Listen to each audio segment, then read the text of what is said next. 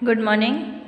Chapter 5 हमारा चल रहा है संधि। संधि को इंग्लिश में कहते हैं जॉइनिंग। ओके, हमने संधि का परिभाषा, संधि का अर्थ, संधि विच्छेद किसे कहते हैं, संधि के क्या महत्व हैं और संधि के कितने भेद होते हैं, उसके जो परिभाषाएं हैं वो हमने देखा। अब हम देखेंगे स्वर संधि के उपभेद। ठीक है, देखिए स्वर संधि, ये जो फर्स्ट हमारा था स्वर संधि, उसका उपभेद कितना है? 5 उपभेद हैं। यहाँ लिखा हुआ है 5 उपभेद हैं। कौन कौन से?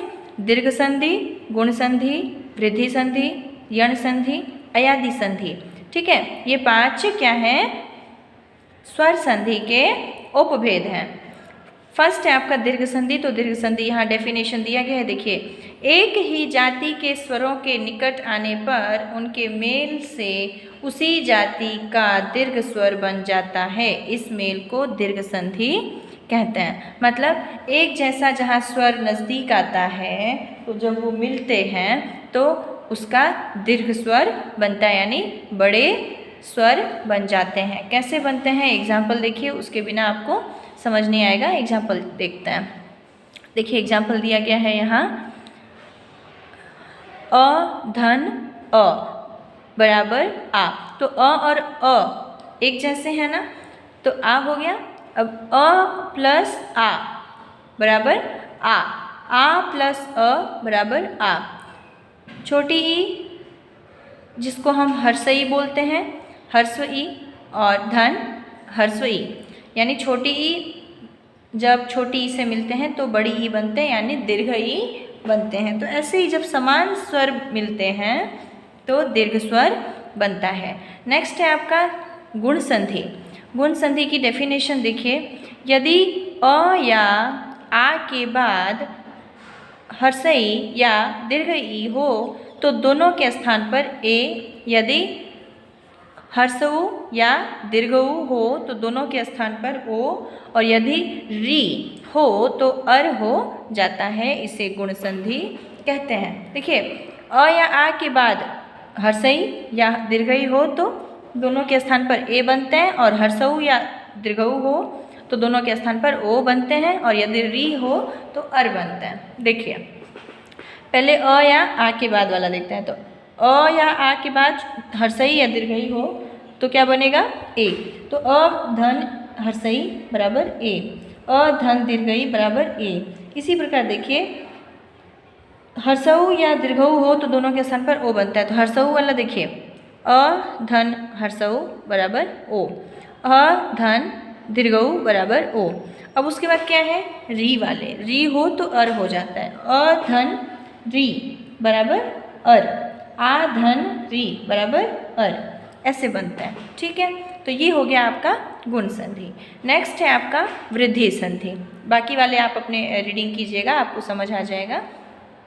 वृद्धि संधि, वृद्धि संधि का डेफिनेशन देखिए, जब अ या आ के बाद ए या ए हो तो दोनों के स्थान पर ए, यदि ओ या औ हो तो दोनों के स्थान पर औ हो जाता है। इस मेल को वृद्धि संधि कहते हैं।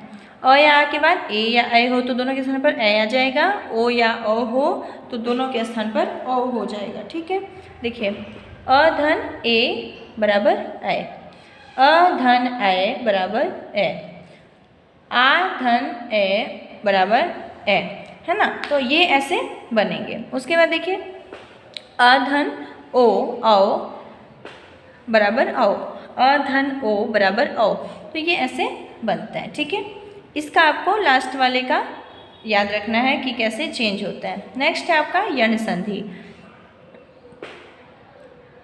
हर्षई या दीर्घई के बाद इससे भिन्न कोई स्वर हो तो हर्षई या दीर्घई का य हो जाता है।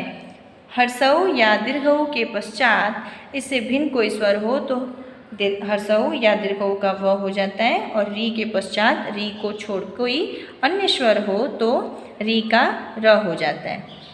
इस मेल को यण संधि कहता है। ये आपको फॉर्मूले याद करने पड़ेंगे कि लास्ट में क्या होता है तो क्या बन जाता है। देखिए छोटी ई यानी हर्षई धन अ बराबर य, यहाँ बताया गया है ना। छोटी ई या बड़ी ई के बाद इससे भिन्न कोई स्वर हो तो क्या बन जाता है? य। तो छोटी ई धन अ बराबर य। छोटी ई बराबर आ बराबर या। तो इसी प्रकार आपको बाकी वाले शब्द देखने को मिलेंगे। ठीक है, नेक्स्ट है आपका 5 नंबर अयादी संधि। अयादी संधि का डेफिनेशन देखिए, यदि ए ऐ ओ औ के आगे कोई विजातीय यानी असमान स्वर आ जाए तो ए का ऐ का आय, ओ का औ तथा औ का आव हो जाता है। इसे अयादी संधि के नाम से जाना जाता है। ए का ऐ, ठीक है, तो कैसे, ने धन अन बराबर नयन। तो ने में देखिए ए का उच्चारण हो रहा है, इसका क्या बन गया अय, तो नयन, न अय न, तो नयन, चे प्लस अन चयन, ऐसे बनता है। ए का आय, गए प्लस अन गायन, नय प्लस इका नायिका, आय बन जाता है। ओ का अव, हो धन वन हवन, पो धन इत्र पवित्र, औ का आव, नौ धन इक नाविक, पौ धन अन पावन, तो औ का क्या बनेगा आव, औ का क्या बनेगा आव। ठीक है, तो ये चीज़ें आपको ऐसे देखनी है। ये थे आपके स्वर संधि के 5 उपभेद। ठीक है, जिसको हमने अभी पढ़ा, दीर्घ संधि, गुण संधि, वृद्धि संधि, यण संधि और अयादी संधि। अब इसके बाद हम पढ़ेंगे व्यंजन संधि। ठीक है, तब तक के लिए आप इसको समझिए और ये सभी जो है एग्जाम्पल इनको पढ़िए और अच्छे से समझिए।